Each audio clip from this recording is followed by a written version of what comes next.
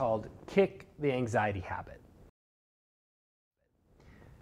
Now, a lot of times it doesn't matter what we think, it doesn't matter how we reframe the situation, we have made anxiety a habit. And it has been conditioned in our body. So we have to recondition our bodies to get rid of the anxiety. But let's first talk about how our bodies get conditioned. And it relates to classical conditioning. Remember Pavlov's dogs? It was like 1903. Remember Pavlov in Psych 101? He would present food to a dog, and the dog would produce saliva, right? That's a natural response.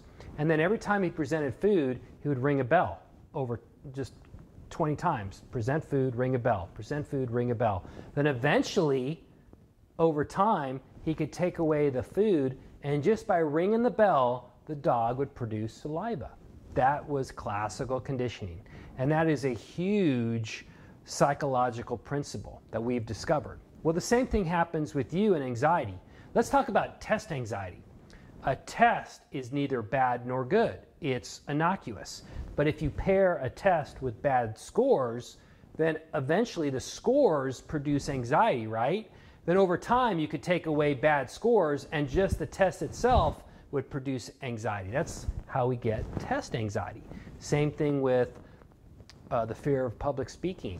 Same thing with maybe dating anxiety. There's a lot of anxieties that happen that become conditioned in our body. In this case, one of the best strategies I could recommend is a principle called systematic desensitization. I know it's a big word, a fancy word, but it's real simple. You pair relaxation with the anxiety that you feel, or anxiety produces the anxiety producing images related to your anxiety. So I'll give you an example. Let's say you have test anxiety. Okay, to use systematic desensitization, the first thing you would do is learn to relax. And I know it could take a while, but really it's very simple. While you're at home, you're in a comfy chair, let's say at night, after a shower, you just think about, relaxing your toes. You can do this with your eyes closed, relaxing your calves, relaxing your abdominal muscles, relaxing your chest, your shoulders, and move all the way to the top of your head. You can just do that for like 10 minutes.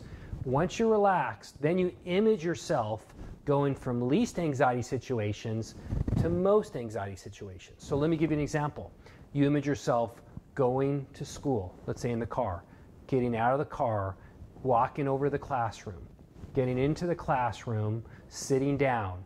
The teacher passes out the test, and then ultimately you take the test. You're going from least anxiety, right, to more anxiety. Now here's the rub. When you pair relaxation with anxiety, relaxation is actually stronger. That response is stronger than anxiety. So when you pair them together, relaxation wins.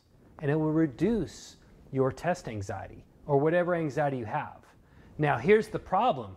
Most people don't practice relaxation and they don't pair it with anxiety producing images. So when they get to a situation like a taking tests, they say, just relax, just relax, just relax. They can't because they haven't practiced the relaxation response. But once you practiced it for months and you pair it together with anxiety provoking images, relaxation wins.